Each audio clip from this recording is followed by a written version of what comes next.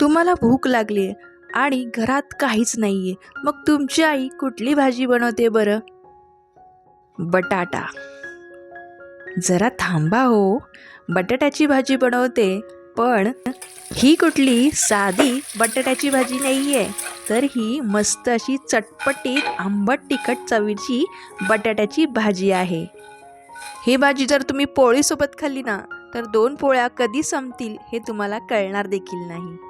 तुम्ही बोटं पण नाही तर कढई पण चाटत पुसत बसाल, अशी ही भाजी झालेली आहे. जर तुम्हाला कमी वेळेत कमी साहित्यात काहीतरी कमाल बनवायचं असेल ना, तर ही बेस्ट रेसिपी. चला तर मग पाहूया रेसिपी. इथे आपण 4 असे मीडियम साईजचे बटाटे घेतलेले आहेत. आता हे बटाटे मी स्वच्छ पाण्याने धुवून घेतलेत. धुवून घेतल्यानंतर या बटाट्याचे आपल्याला साल काढून घ्यायचे आहेत.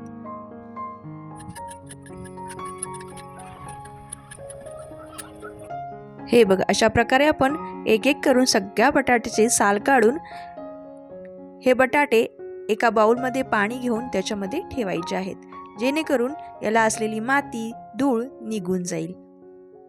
हे बटाटे एका भांड्यामध्ये स्वच्छ पाण्याने धुवून घ्यायचेत आणि आपल्याला याचे असे काप करून घ्यायचे आहेत.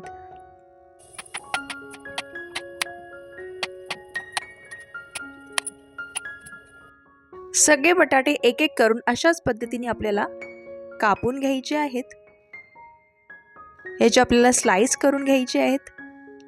हे बघा, अशा पद्धतीने या जाडीचे आपल्याला बटाट्याचे स्लाइस करून घ्यायचे आहेत.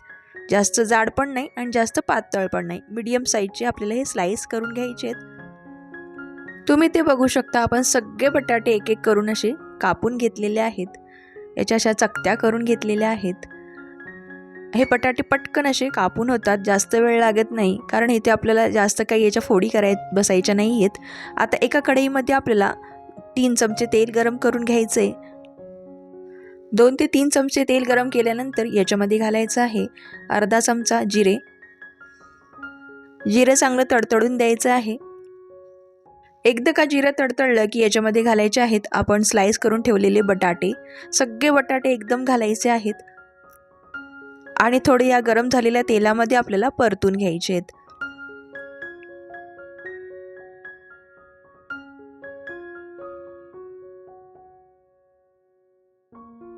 ही बटाट्याची भाजी करण्याकरता आपल्याला एखादी लोखंडाची किंवा नॉनस्टिक कढई वापरायची आहे, जेणेकरून बटाटे खाली चिटकणार नाहीत. ही भाजी आपण थोड्या वेगळ्या पद्धतीने करणार आहोत.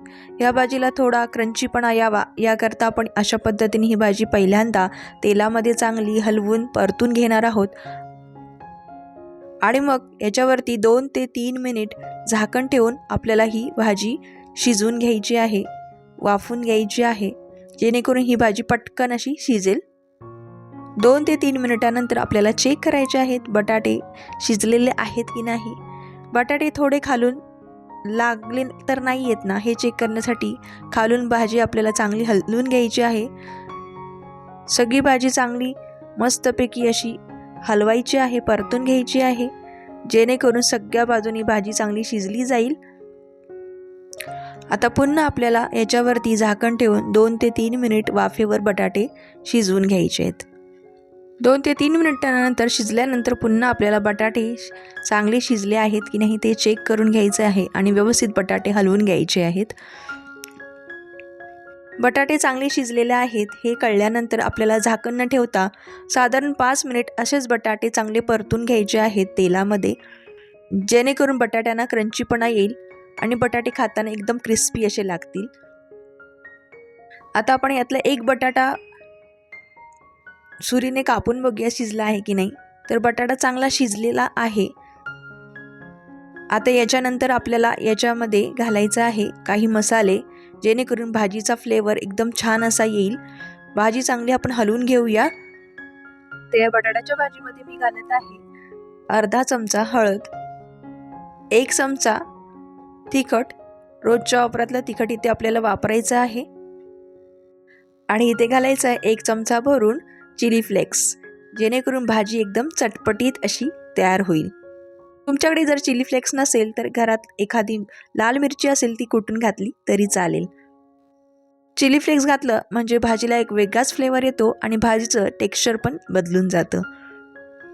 आता घालूयात याच्यामध्ये चवीपुरतं मीठ. मी ते पाव चमचा मीठ घातलेलं आहे. सगळ्यात शेवटी या भाजीमध्ये घालायचं आहे एक महत्त्वाचा पदार्थ, ते म्हणजे आमचूर पावडर. इथे मी अर्धा चमचा आमचूर पावडर वापरलेली आहे. आमचूर पावडर घातलं म्हणजे भाजीला एक चटपटीत आणि आंबट असा फ्लेवर येतो आणि भाजी खाण्यासाठी एकदम चविष्ट अशी तयार होते. तुमच्याकडे जर आमचूर पावडर नसेल तर इथे तुम्ही लिंबाचा रस घातला तरी चालेल. आता आपल्याला भाजी चांगली परतून घ्यायची आहे या मसाल्यामध्ये. हे बटाटे आपण शिजवून आणि तेलामध्ये परतून चांगली क्रिस्पी असे करून घेतलेले आहेत. आता याच्यामध्ये आपण जे काही मसाले घातलेले आहेत त्याच्यामुळे या भाजीचा रंग आणि चव देखील बदलणार आहे. या भाजीला एक ट्विस्ट येणार आहे, ते म्हणजे भाजी एकदम आंबट तिखट चवीची अशी तयार होणार आहे, जेणेकरून ती भाजी खायला एकदम टेस्टी चविष्ट अशी तयार होईल. तुम्ही जर या भाजीसोबत पोळ्या खाल्ल्या तर तुमच्या पोळ्या कधी संपतील हे तुम्हाला कळणार नाही. तुम्ही एक्स्ट्राच्या 2 पोळ्या अजून घ्याल याची मी गॅरंटी देते. आता कढईतले बटाटे आपण टॉस करून सगळे मसाले आणि बटाटे एकजीव करून घेऊया, जेणेकरून भाजीच्या प्रत्येक कणाकणाला सगळा मसाला मिसळला जाईल आणि भाजी एकदम चटपटीत अशी लागेल. आपण नेहमीच घरामध्ये उकडलेल्या बटाट्याची भाजी करत असतो, बटाट्याच्या काचऱ्यांची भाजी करत असतो, पण ही अशी चटपटीत आंबट तिखट चवीची भाजी तुम्ही कधी ट्राय केली आहे का? हे मला कमेंट करून नक्की सांगा. तुम्ही कशा पद्धतीने बटाट्याची भाजी बनवता आणि हा भाजीचा असा प्रकार तुम्ही कधी घरी ट्राय केला आहे का? हे मला कमेंट करून नक्की सांगा. आणि ही तिखट आंबट चवीची बटाट्याची भाजी घरी एकदा नक्की ट्राय करा आणि मला कमेंटमध्ये नक्की सांगा कशी झालेली आहे. आणि पटकन कमी साहित्यात तयार होणारी बटाट्याची भाजीची रेसिपी तुम्हाला कशी वाटली हे मला कमेंट करून नक्की सांगा. आवडली असेल तर एक लाईक नक्की करा आणि अशाच नवनवीन रेसिपी पाहण्यासाठी आपल्या चॅनलला सबस्क्राईब करायला विसरू नका. तुम्ही बघत आहात समृद्धीज किचन कट्टा.